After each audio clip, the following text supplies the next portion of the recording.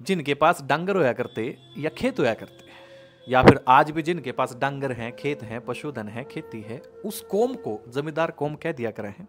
उस कौम को, उसको जमींदार जाति कह दिया करा है, जमींदार बिरादरी कह दिया करा है। और सिर्फ जमींदार बिरादरी से ही एक गांव का निर्माण नहीं होता। दरअसल एक समाज का निर्माण सिर्फ एक जमींदार बिरादरी से नहीं होता, उसमें अलग अलग जाति अलग अलग काम के आधार पर बसी होती हैं, तब जाकर के एक पूर्ण समाज का निर्माण होया करा है।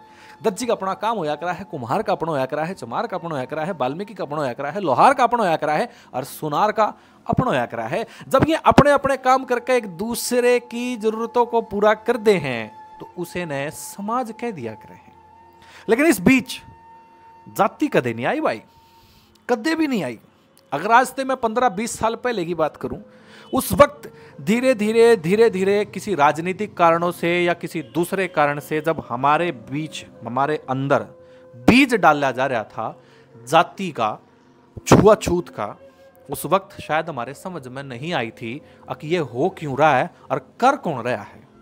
आज भी 90% लोगों के समझ में नहीं आ रहा है कि यू हो के रहा है और करण कौन लाग रहा है। लेकिन हाँ, शिकार हर बंदा हो रहा है और आज दूसरी जाति ने घृणा की नजर से देखने लग रहा है। जब मैं आज ते 15-20 साल पहले आपने लेकर के जाऊं उस गांव के माहौल में, आपने दिखाऊं कि कैसे कैसे सभी जातियों का सम्मान हमारे माँ बाप हमें करना सिखाते थे।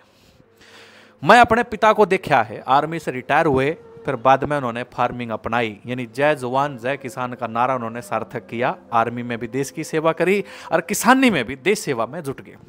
वक्त मेरे घर में एक 50 साल के एक बुजुर्ग आया करते, जिनको आप कह दोगे कि वो चमार जाति के थे।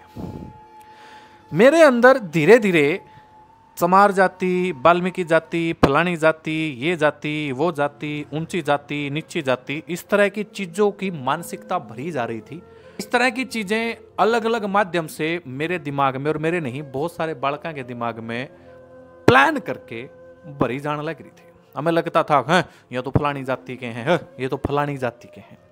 और जब हमारे घर दूसरी जाति के लोग आते तो हम लोग उसी शिक्षा के अकॉर्डिंग, उस शिक्षा के चश्मे ना लाके उन्हें देखा करते, बोले ये तो फलानी जाति का है, ये तो फलानी जाति का है, हम तो चौधरी हैं, हम तो बड़े हैं, हमारी तो जाति ऊंची है। जब इस तरह की चीजें हमारे दिमाग में चलिया करती तो उसी दृष्टि से हम उन्हें देखा करते। एक दिन वो 50 साल की उम्र के चमार जाति के बुजुर्ग कह लो या बड़े आदमी कह लो हमारे घर आए। आने के बाद मैं उनको उनकी जाति से संबंधित करने ही वाला था कि मेरी माँ ने हाथ पकड़ के रोक लिया। अंकुश, हाँ माँ, टिक जा बेटा। मका क्या होया माँ? मैंने बेरा है तू के बोलना जा रहा है, के बोलना चावा है? मका क्या होया माँ? खबरदार जा तना जाति की बात करी। मम्मा जाति की बात सुन ले, वो तेरा ताऊ है और तेरे ताऊ ते तना कुछ कह दिया तो मेरे तो बुरा कोई नहीं। मेरी माँ की यहाँ बात थी और मेरे पिताजी का इस बात को पूरा समर्थन था।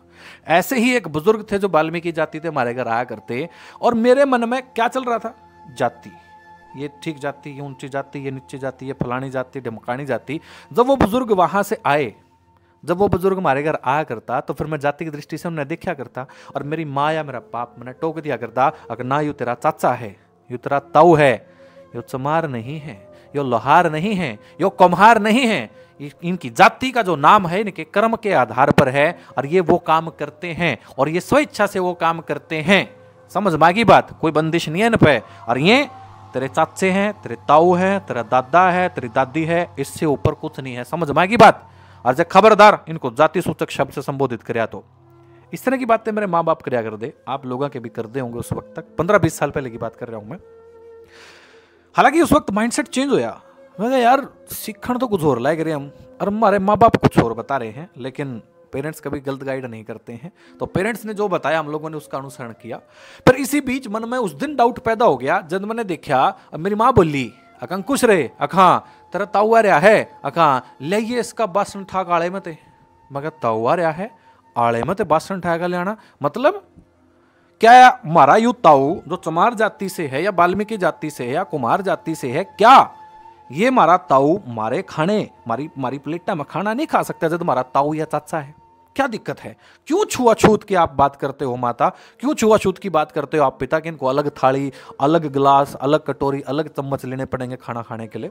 तो मेरी माँ मुस्कुरा दिया करती और कहती, अगर आपने ताऊ ना पूछ ले अगर वो अलग थाली में क्यों लेवा है, हमको नहीं देंदे उसने, वो खुद क्या है अगर मैंने अलग थाली दिया करो, अलग प्लेट दिया करो, अलग कटोरी दिया करो। अब मेरा चाचा भी नहीं क्या था, वाल्मीकि जाति से जो चाचा था वो भी नहीं क्या था, अगर मेरी अलग थाली दिया करो जी, मेरा अलग कप दिया करो जी, मेरा अलग गिलास दिया करो जी, अलग कटोरी चम्मच दिया करो। अब मैं जाकर उनसे पूछा, तो मैंने पूछा ताऊ के चक्कर रही हो?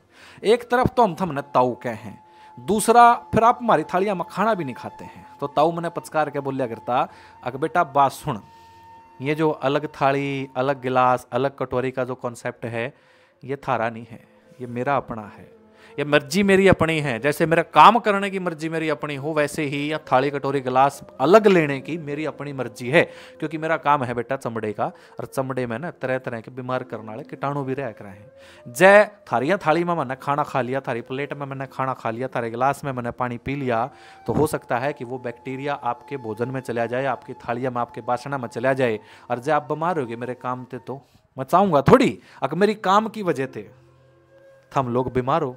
देखो ना हमारा भाईचारा कितना है, मैं आपके घर आके खाना खाना लग रहा हूं, ये जो अलग गिलास है, अलग कटोरी है, ये सिर्फ एक सुरक्षा का, एक स्वच्छता का रीजन है, और इससे ज्यादा कुछ नहीं है। मेरी तो घंटी सी बाजे करती दिमाग की, फिर यू छुआछूत वाला खेल कौन खेल रहा है?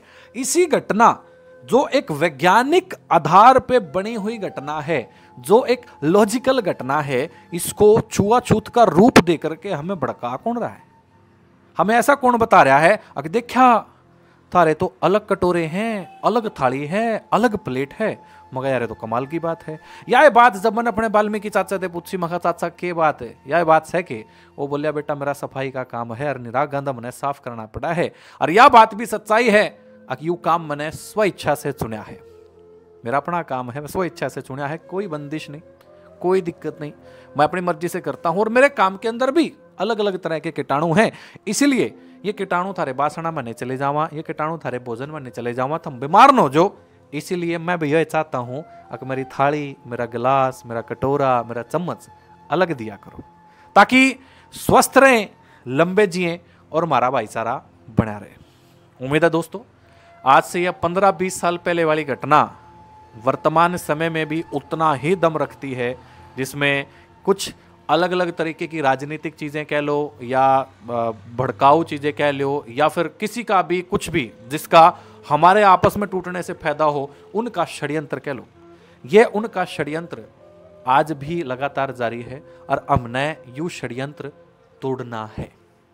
आगे भी सामाजिक ताने बाने को कैसे जोड़ना है, पारिवारिक ताने बाने को कैसे जोड़ना है, इससे जुड़ी हुई बहुत सारी बातें लेकर के आता रहूँगा। आप ऐसे ही साथ देते रहें, सपोर्ट करते रहे अपने छोटे भाई को, इस बेटे को। इस वीडियो में इतना ही, फिर मिलता हूँ किसी और वीडियो में किसी और बेहतरीन टॉपिक के लिए। तब तक के लिए राम राम सारायण।